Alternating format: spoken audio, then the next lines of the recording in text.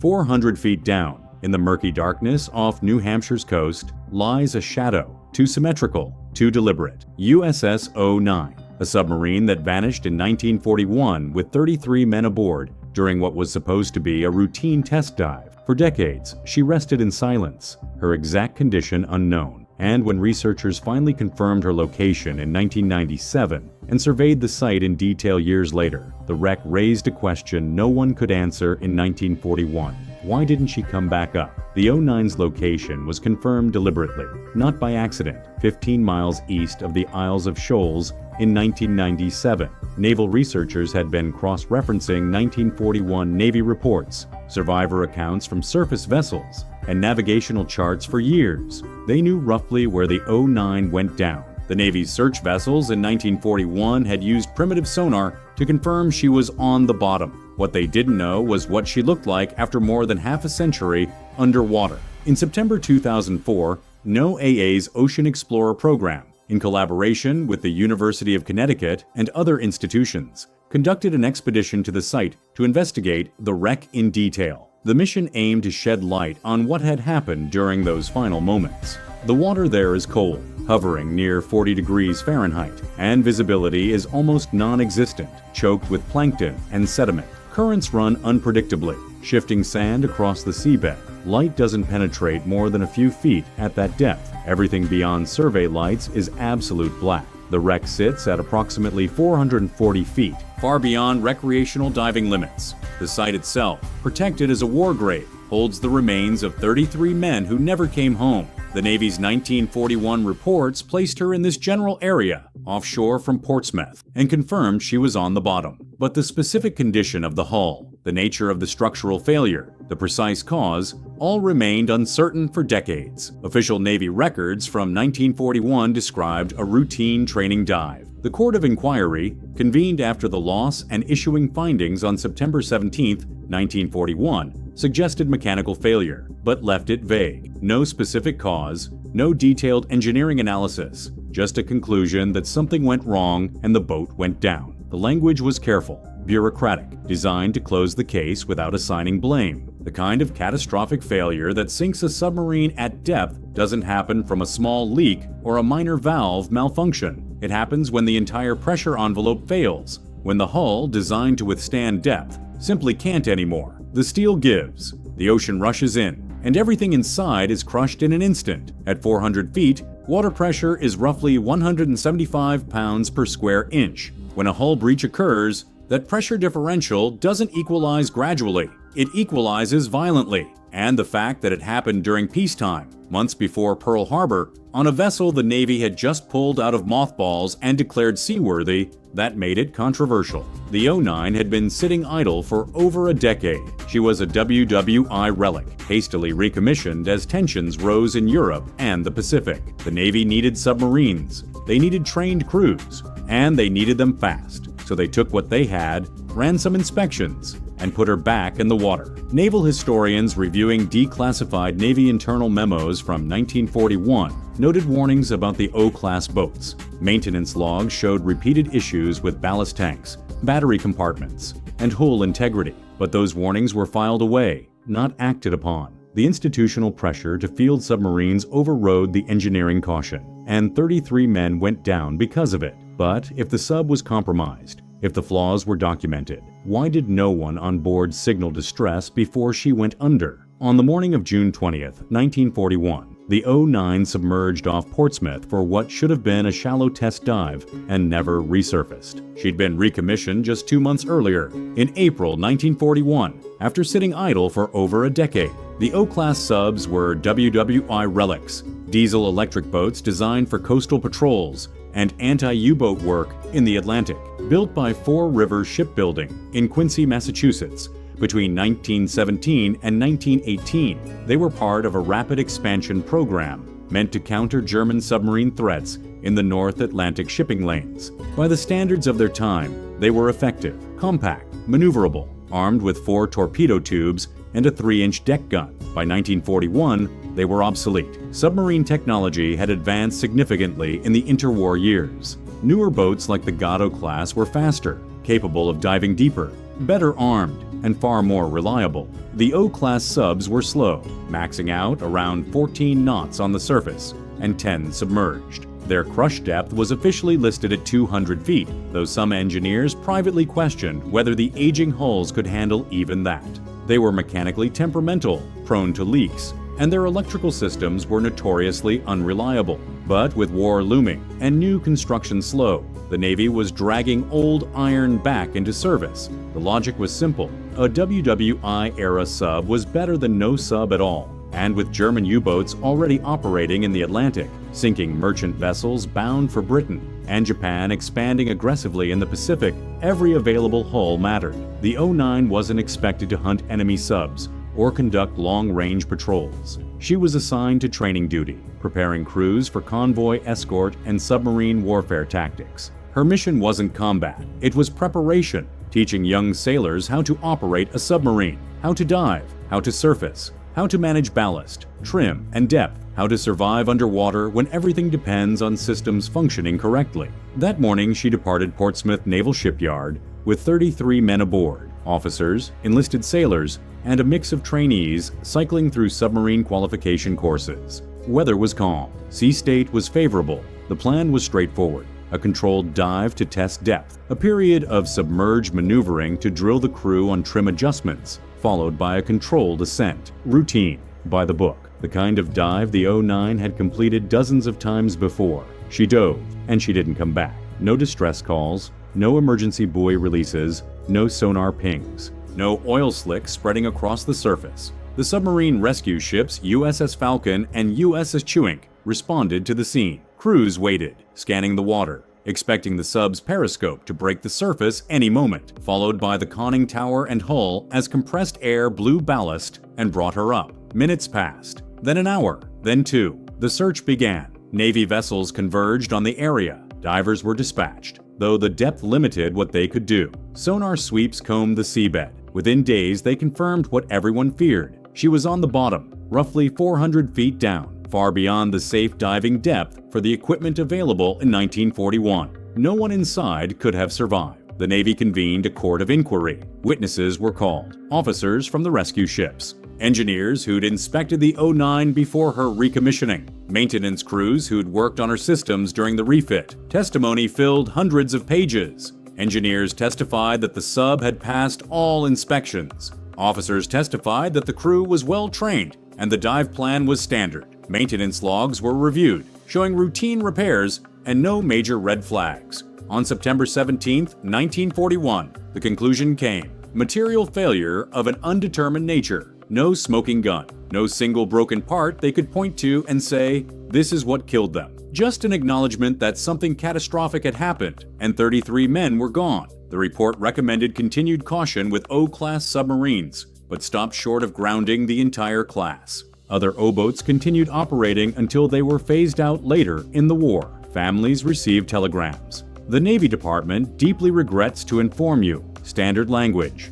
Cold. Efficient. Final. Survivor testimony doesn't exist because there were no survivors. But what likely happened in those final seconds can be understood from what we know about submarine structural failures. The pressure hull gave way, not gradually, but suddenly. Water doesn't seep into a sub at 400 feet. It explodes inward. At that depth, the ocean exerts roughly 175 pounds per square inch of pressure on every surface. For context, that's the equivalent of a small car pressing down on every square inch of hull. When a breach occurs, a weld fails, a plate buckles, a seal gives way, water doesn't trickle through. It blasts through with the force of a bomb. The compartment floods in seconds. The air inside is compressed violently, heated by adiabatic compression to scalding temperatures, and anyone in the space is either crushed by the pressure, scalded by superheated air, or drowned before they can process what's happening. The force would have been instantaneous. Structural engineers who analyzed O-class design in later years pointed to known weak spots: the welds around the battery compartments and ballast tank seals. Submarines of that era relied on massive lead-acid batteries for submerged propulsion. The diesel engines couldn't run underwater. They needed air for combustion, so the sub switched to electric motors powered by batteries when submerged. These batteries were housed in sealed compartments below the main deck, and the seals around those compartments had to be watertight. Any leak into the battery room meant catastrophic consequences. Salt water and battery acid create chlorine gas, and even minor flooding could poison the air. But the welding techniques used in WWI-era construction were primitive by modern standards. Welds were done by hand, visually inspected, and quality control was inconsistent. Shipyards were under pressure to deliver hulls quickly during the war, and craftsmanship suffered. After a decade of sitting in salt water without proper maintenance, exposed to corrosion, thermal expansion and contraction, and mechanical stress, those welds weakened. Rust ate away at the joints. Metal fatigued, and no one x-rayed the welds or ran ultrasonic tests to check integrity. The evidence suggests the crew had no time to react, no time to blow ballast, no time to signal the surface, no time to grab emergency breathing apparatus, no time to escape. Submarine losses are almost always total. There's no halfway. Either the systems work and you surface, or they fail and you don't. The O-9's crew had no chance to fight back, no chance to save themselves. The ocean doesn't negotiate. But here's what doesn't fit. Why was a WWI-era sub with documented maintenance issues and known design flaws cleared for deep water testing in the first place? The O-9 reveals engineering vulnerabilities that official records barely acknowledged, and institutional decisions that prioritized urgency over safety. Naval architects who've studied the O-class design point to a critical flaw. The boats were built quickly during WWI, prioritizing speed over structural redundancy. The U.S. was ramping up submarine production to counter German U-boats, and shipyards like Fore River were under immense pressure to deliver hulls fast. The government needed boats in the water, not boats on the drawing board. Corners were cut, inspections were rushed, quality control was inconsistent. The welds were substandard by later Navy specs. Welding technology in 1917 was rudimentary. Manual arc welding, no X-ray verification, no metallurgical testing. Welders worked by eye and experience. Some welds were solid, others had microscopic cracks that wouldn't show up until years later under stress. The ballast systems were prone to leaks. The O-class used a complex array of ballast tanks to control buoyancy. Main ballast tanks along the sides, trim tanks at the bow and stern, negative tanks to help the boat dive faster. Each tank had valves, vents, and piping, all of which had to be watertight. But the valve seals were made of rubber and leather, materials that degraded over time, especially in salt water. After a decade in mothballs, those seals were likely cracked and brittle. And after sitting idle from the early 1930s until 1941, exposure to saltwater corrosion without proper maintenance would have weakened key structural points. Ships in mothballs are supposed to be preserved, drained, sealed, coated with protective compounds. But budget constraints during the Great Depression meant maintenance was deferred. The O-9 sat in a naval yard, exposed to the elements, slowly corroding. When she was recommissioned in 1941, she was inspected, but inspections in that era were visual, not stress-tested. Engineers would walk through the sub, check for obvious leaks, cycle the ballast systems, test the engines, run the batteries, and sign off. They didn't X-ray welds. They didn't run ultrasonic tests on hull plating. They didn't simulate deep dive pressure in a controlled environment. They looked, and if it looked okay, it was cleared. If the engine started and the hull didn't have visible holes,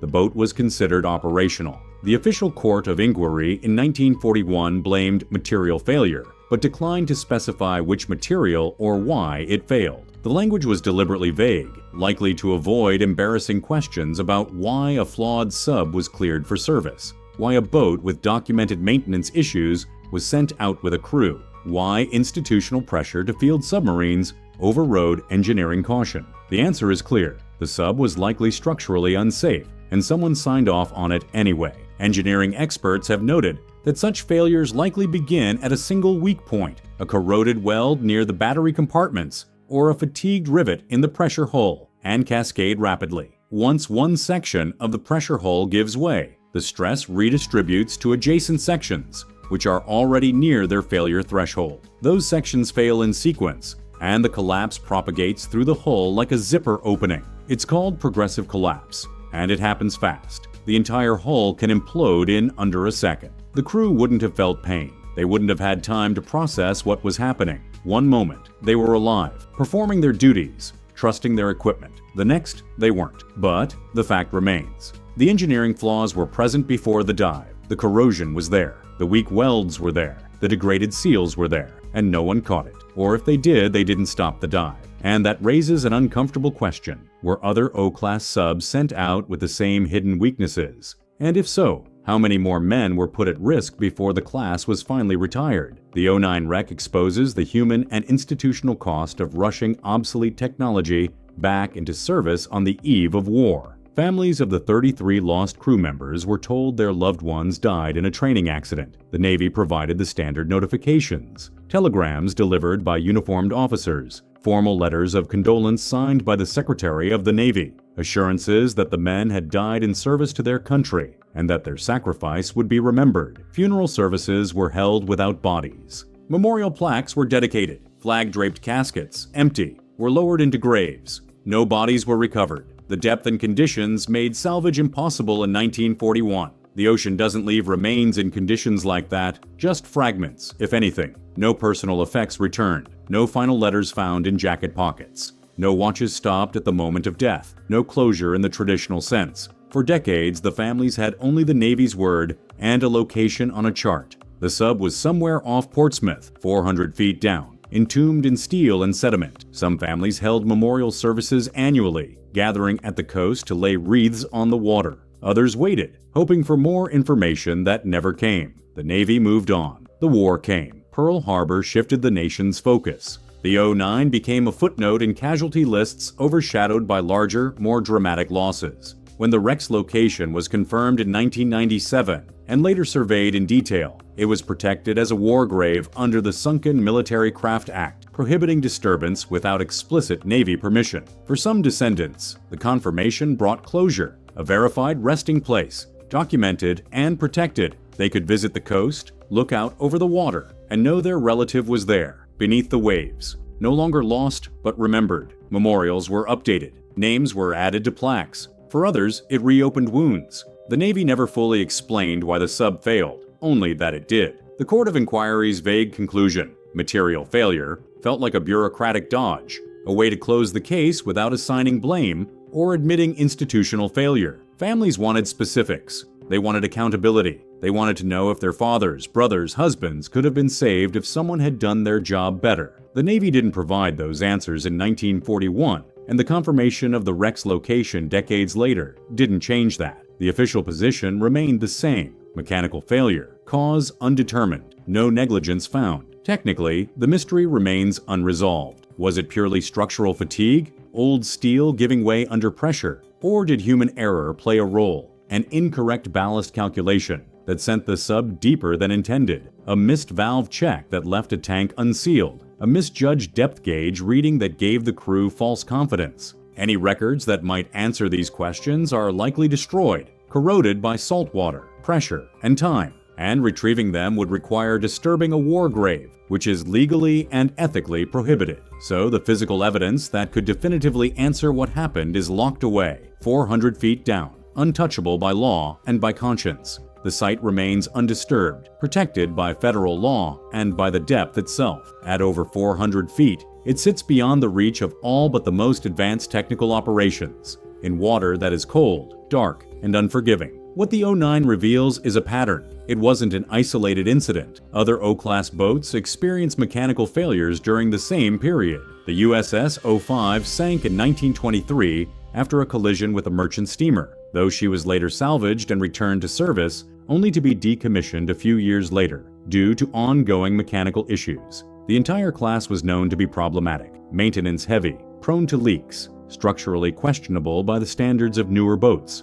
The Navy knew the class was aging out. Internal memos from the late 1930s and early 1940s, declassified in later decades, show that naval engineers recommended retiring the O-class entirely. But, with German U-boats prowling the Atlantic and Japan tightening its grip on the Pacific, the political pressure to field any submarine outweighed the risk of fielding a flawed one. It's a calculus that military institutions face in every conflict. Do you wait for perfect equipment, or do you deploy what you have and accept the risk? In 1941, with war on the horizon and new submarine construction still ramping up, the Navy chose the latter. The O-9 and her crew paid the price. So did the crews of other aging vessels rushed back into service without adequate refits. The wreck is a physical reminder of that calculus and of the 33 men who became statistics in a broader strategic equation. Their names are listed on naval memorials at the Submarine Force Library and Museum in Groton, Connecticut, and at Arlington National Cemetery. Their service is honored in annual memorial ceremonies,